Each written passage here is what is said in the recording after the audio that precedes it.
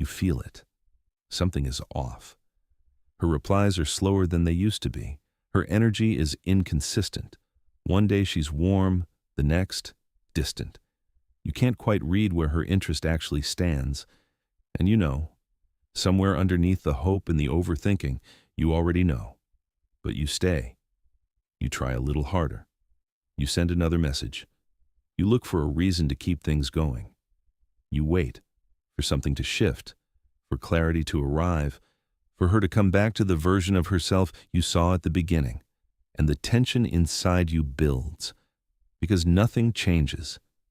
And here's the part nobody wants to say. Every day you stay past the point of clarity, every day you ignore what you already know, you become a little less of the man you need to be.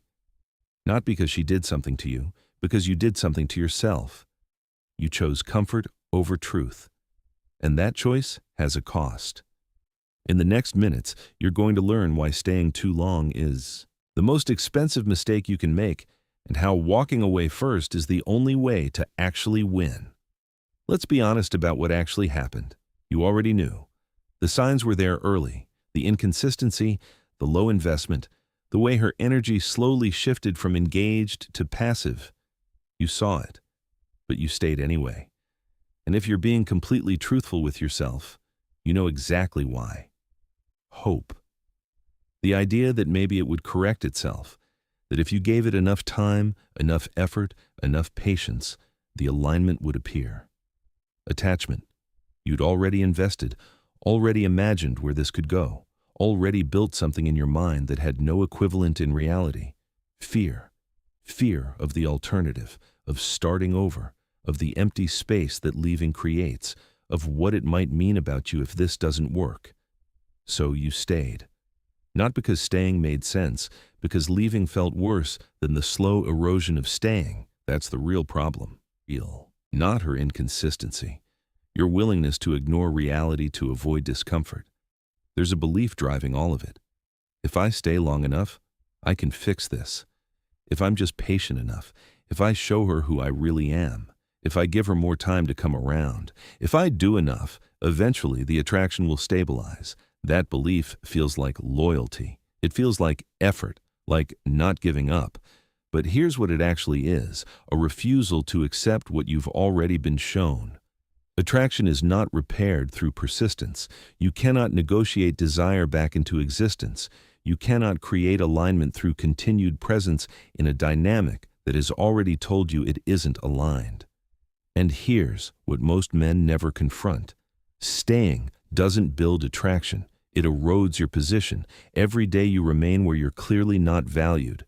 Every message that goes unanswered without consequence, every inconsistency you absorb without response, teaches her something about what you'll accept. And what you'll accept defines what you're worth.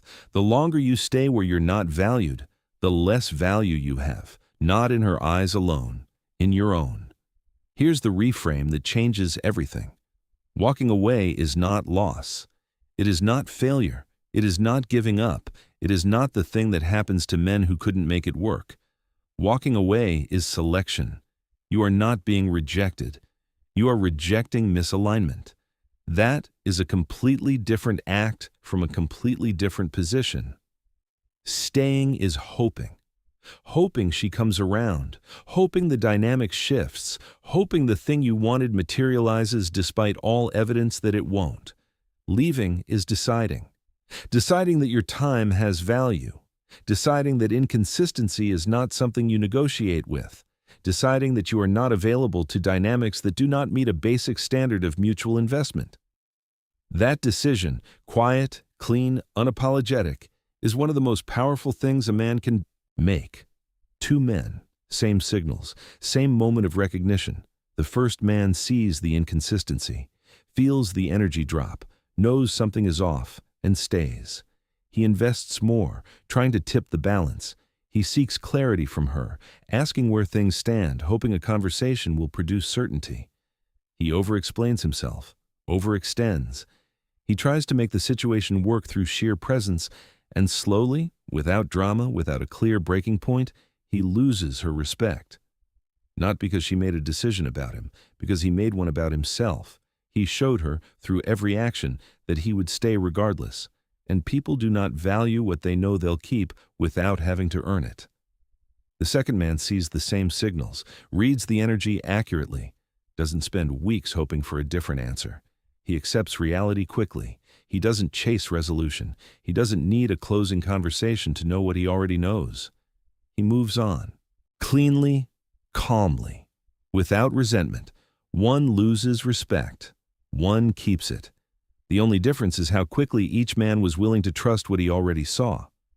When you walk away from something that isn't working, you communicate something that cannot be faked. Standards, not stated standards, not standards you announce on a date, standards demonstrated through behavior. The message is simple and unmistakable. Inconsistency is not something I stay for. My presence is not available to dynamics that don't invest in return. I value myself enough to leave when leaving is clearly the right move. That communication, silent, behavioral, completely real, carries more weight than anything you could say. Because anyone can say they have standards, very few men actually enforce them. The man who enforces them through action, who removes himself from situations that don't meet them, becomes immediately unmistakably different from every other man who stayed past the sarti. Point of clarity. Self-respect is not declared, it's demonstrated. And walking away is one of its clearest demonstrations. When you're there, always available, always reaching, your presence costs nothing. It's expected, guaranteed, easy to take for granted. But when you leave, the dynamic changes. You're no longer there, no longer in her messages, no longer in her orbit, no longer providing the consistent low-level attention she'd grown accustomed to without fully appreciating. Your absence creates contrast. She notices what isn't there. And what we notice through absence is often what we failed to value through presence. This is not a game you're playing. It's a natural consequence of scarcity. The thing that was always available becomes unavailable, and its value, previously invisible, becomes suddenly clear. Not in every case, but clearly enough that your leaving was the right move regardless.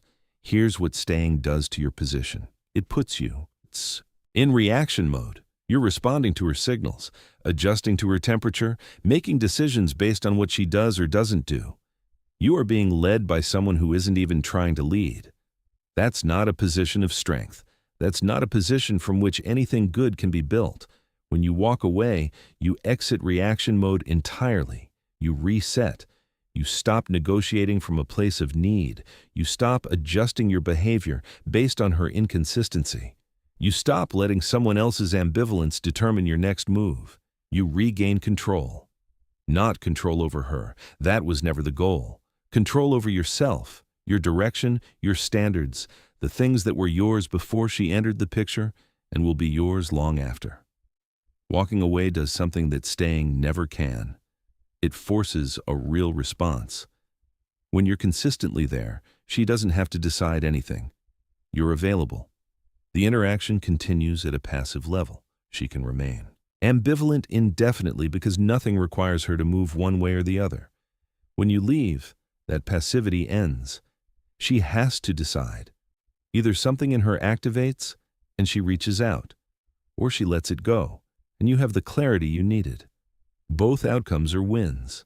One gives you something real to work with. The other gives you your time back and a clear path forward.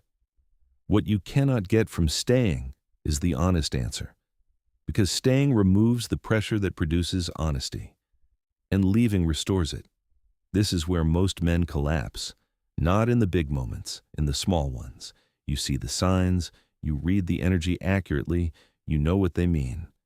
And then you hesitate. You tell yourself it might change. You wait for one more data point. You hope that if you just give it a little more time, the clarity you need will arrive on its own. And in that hesitation, that gap between knowing and acting, you lose power. Not all at once. Incrementally, daily. Every day you wait past the moment of clarity is a day you've communicated that your standards are negotiable, that the threshold for acceptable treatment is lower than you initially suggested, that you'll stay regardless. And once that's communicated, it cannot be uncommunicated through words, only through action. The hesitation is where control goes. Don't stay in it longer than you have to. Learn to read early, not obsessively, not paranoidly. But honestly, inconsistency is a signal. Low investment is a signal. Unclear interest after a reasonable amount of time is a signal. These are not mysteries requiring elaborate analysis. They are answers, delivered through behavior rather than words. Most men treat these signals as problems to solve. They try to diagnose, to fix, to adjust their approach. They aren't problems, they're information. And the correct response to that information is not more effort. It's an honest assessment. Is this worth continuing? And if not, when do I leave? The earlier you ask that question, the more power you keep.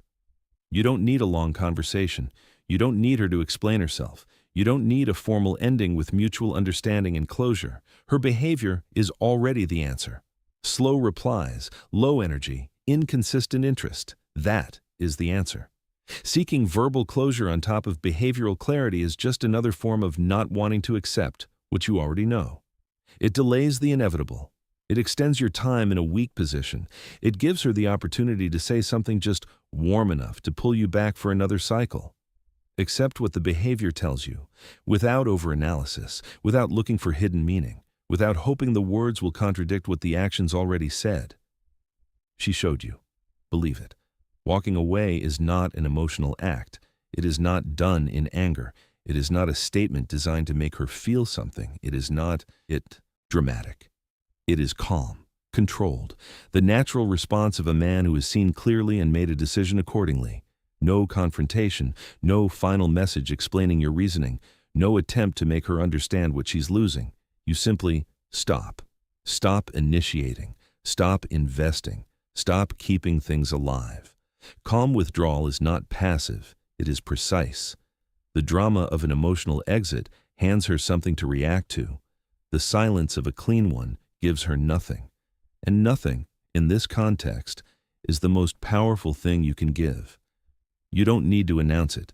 There is no speech, no message explaining that you're stepping back, no statement about your standards or your worth. You simply stop showing up. Stop investing. Stop engaging at the level you were. Let the silence be your action. Because announcing your exit is still performing. It's still seeking a reaction, hoping she'll respond to the announcement in a way that produces what the actual dynamic couldn't. Real withdrawal needs no announcement. It's visible through absence, felt through contrast, understood without explanation. The man who quietly stops investing says more than the man who explains why. This is the foundation everything else rests on. You decide what you accept, and then you don't negotiate it. Not because you're rigid, not because you can't adapt, because standards without enforcement are just preferences. And preferences don't protect your position. Every time you enforce a standard, every time you walk away from something that doesn't meet it, you reinforce something internal. The consistency between what you say you value and how you actually behave.